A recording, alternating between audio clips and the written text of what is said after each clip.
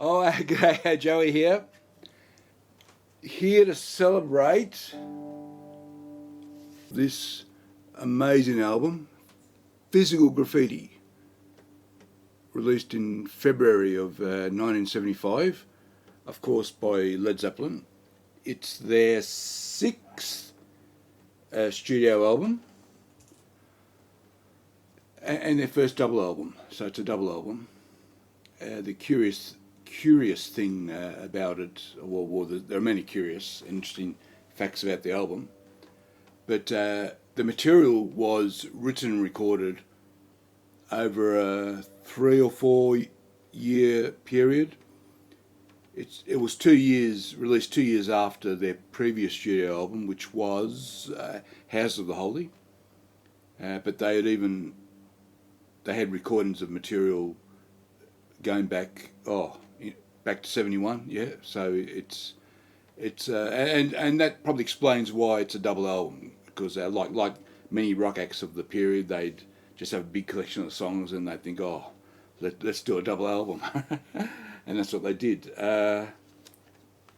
Fantastic album cover. So even though it's a double album, it's a single sleeve, and then you got each record is in its own separate sleeve or cover inside the main cover, and it's an old building with windows, and then as you lift both front and back, as you lift each album cover out, you get little pictures going up and down through the windows. So it's very, very clever design. This was my introduction to Zap.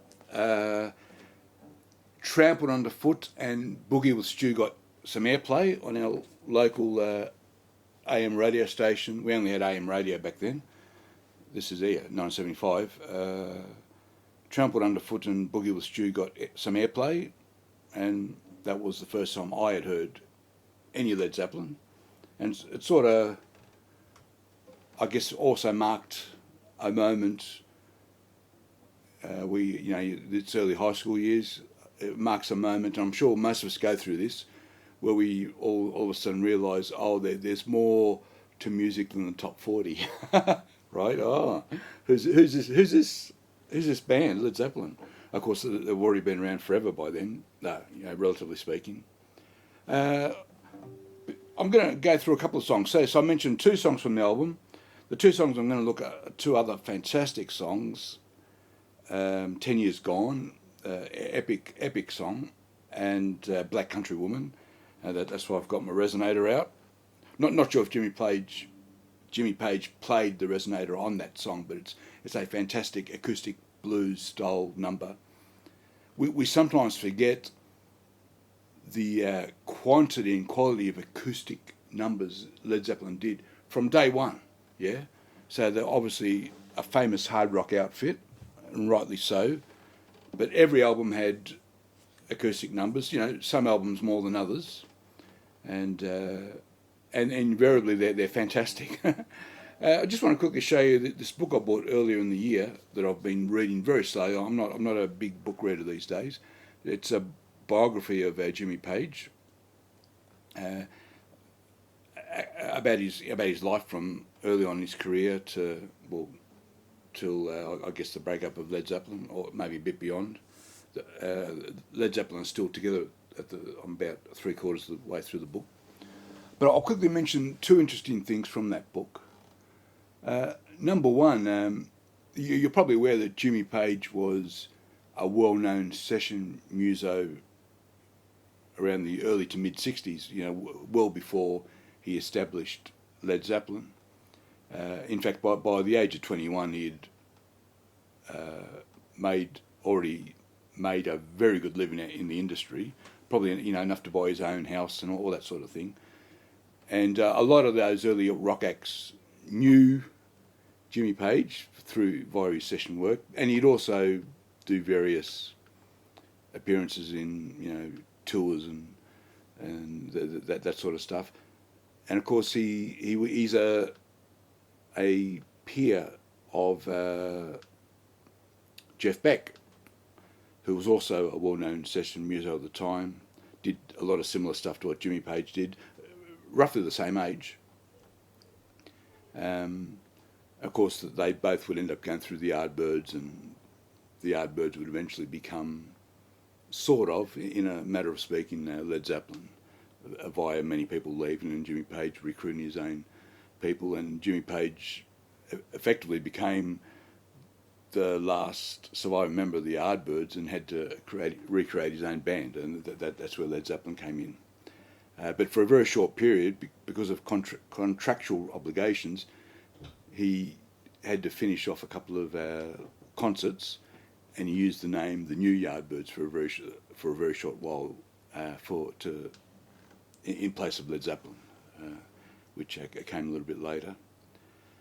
So the two interesting stories I was going to say that involve both Jimmy Page and Jeff Beck. Number one, as I said, all the acts, all the rock acts of the day, all the musicians, they all knew Jimmy Page. Very early in his life, he's late teenage years, he's driving in a car to somewhere like Birmingham to see someone like Chuck Berry live. It was an American act was touring. In the car, this is unbelievable. So they're all late, barely old enough to drive and go to a pub. Yeah, in the car, Jimmy Page, Jeff Beck, Mick Jagger, Keith Richards. It's just amazing. And they were all part from a neighbourhood of London. Yeah, from a bit of London. All these blokes that somehow knew each other either through friends of friends or whatever. And this is before any of them were famous. So they're all in the car going to watch whoever it was. But that is amazing to think that all that rock royalty coincidentally in the car at the same time. Before they're famous. The second interesting story is a conversation that around the time that Jeff Beck leaves the Yardbirds and basically leaves Jimmy Page in charge of the Yardbirds, which, as I said, was on the way to disbanding, effectively.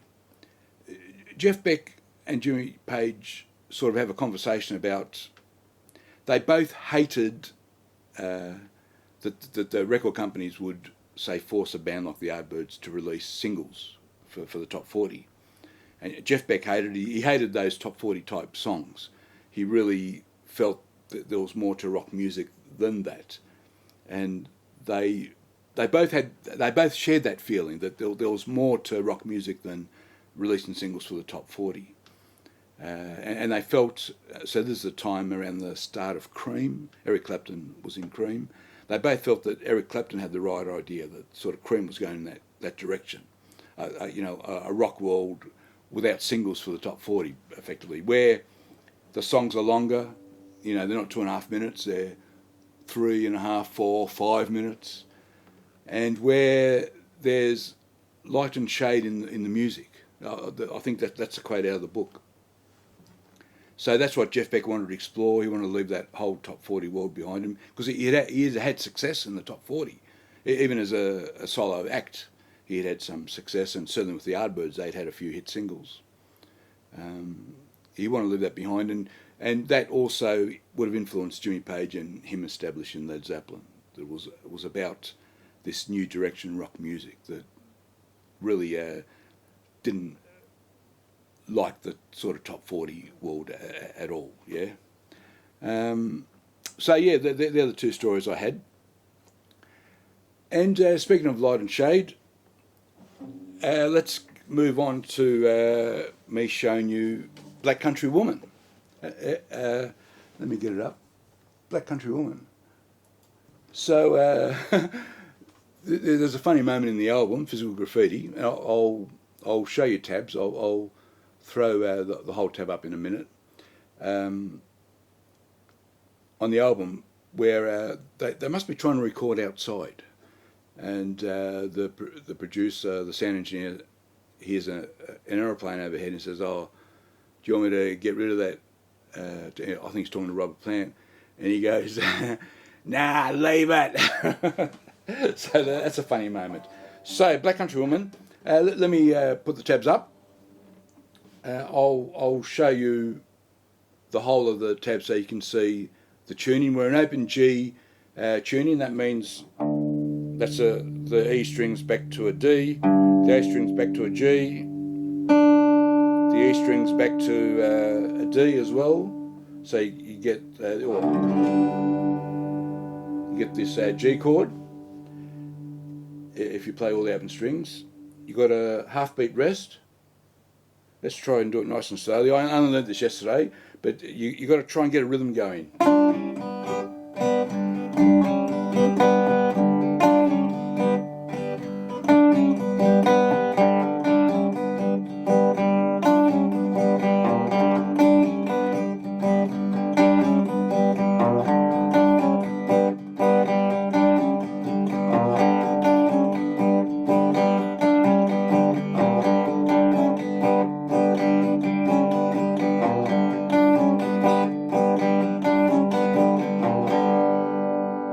That's basically how it goes. So the idea there is, as I said, try and get those up and down strokes going and get that rhythm going and try and keep it going all the way through, yeah? It then goes to a C. It's like a 12-bar arrangement, but in total the whole cycle goes for like 36 or 40 bars, yes, when you count the intro. So that even though you're going in the order of the 12-bar blues, a lot of the chords are sort of stretched out. When the scene starts, that G section, that's a G bar of G, goes for 8 bars, and you get 4 bars of C. So you go like this. So I haven't done tabs for this bit. You're doing the same pattern.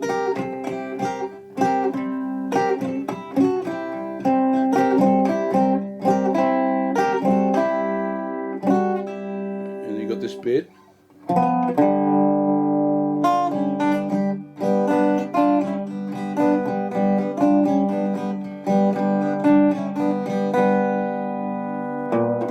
And then it goes back to the C, yeah? Yeah? Yeah.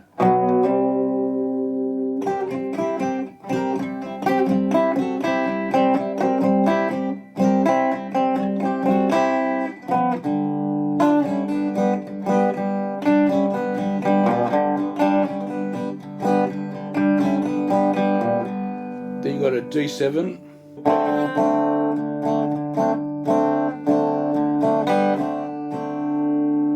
Back to the C.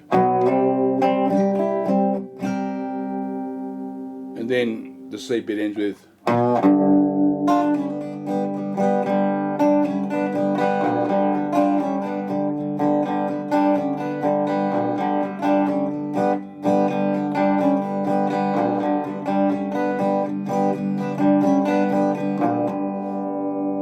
yeah, Black Country Woman. What a fantastic riff for acoustic guitar. Let me change guitars. Let's look at the next song. Okay, back again.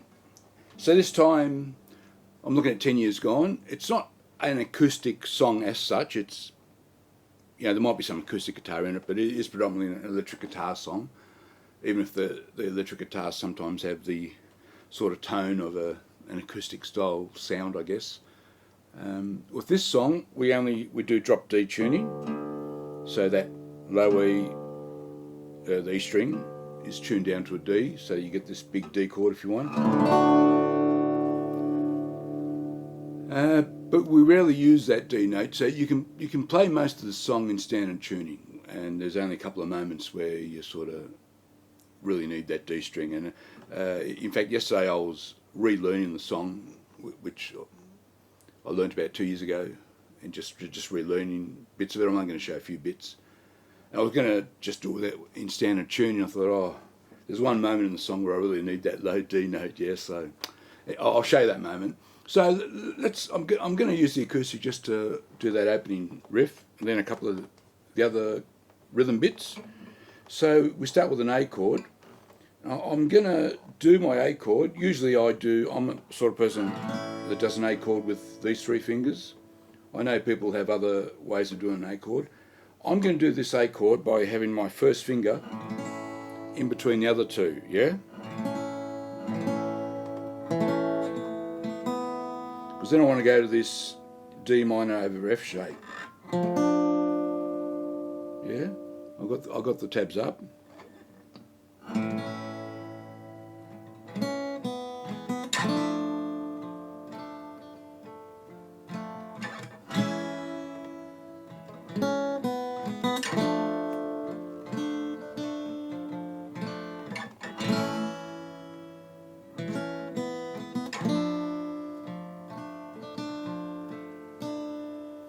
Then you've got this rhythm bit. I'll put the next tab up, what I've called the short chord interlude.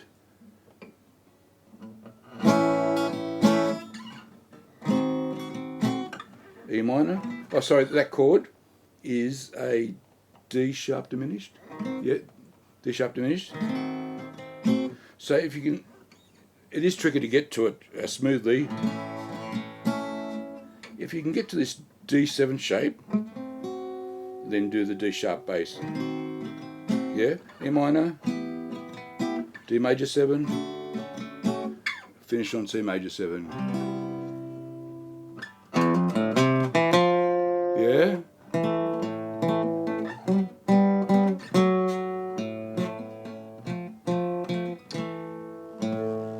And then you usually do that bit on the electric guitar, which we'll come to, that beautiful guitar bit. I'll show you one more rhythm guitar bit, which is really nice on acoustic. And this is the moment where I've called it Solo 1. It's the first solo that Jimmy Page does, but the rhythm guitar bit's very nice. So you got this D major 7.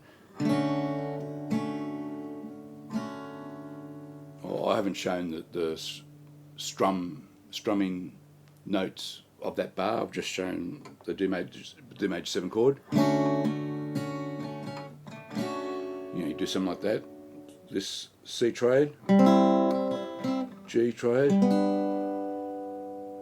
E minor 7.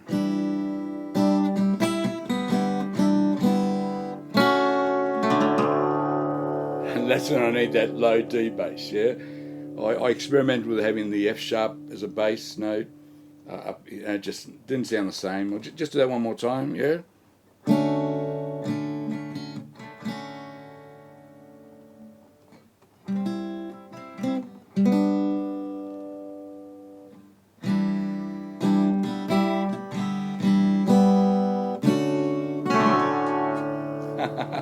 All right, let me get the electric out.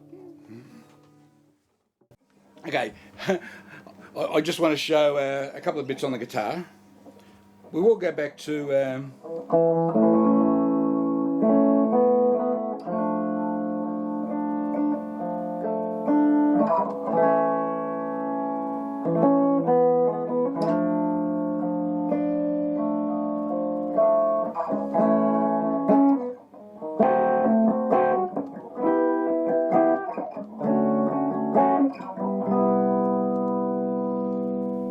now, because I'm in standard tuning, I have to play it this way.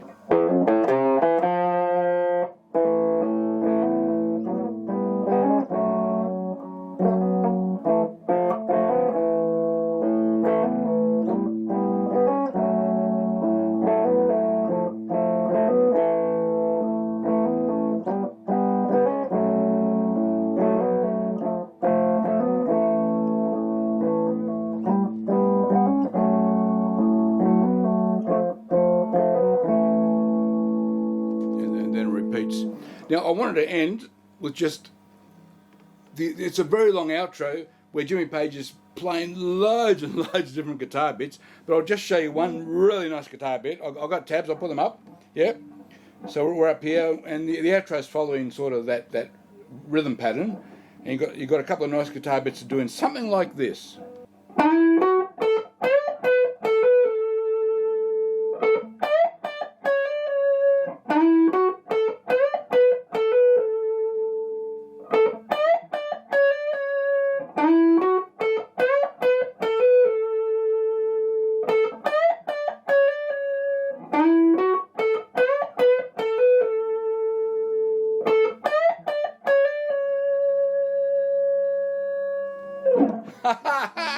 "10 years gone."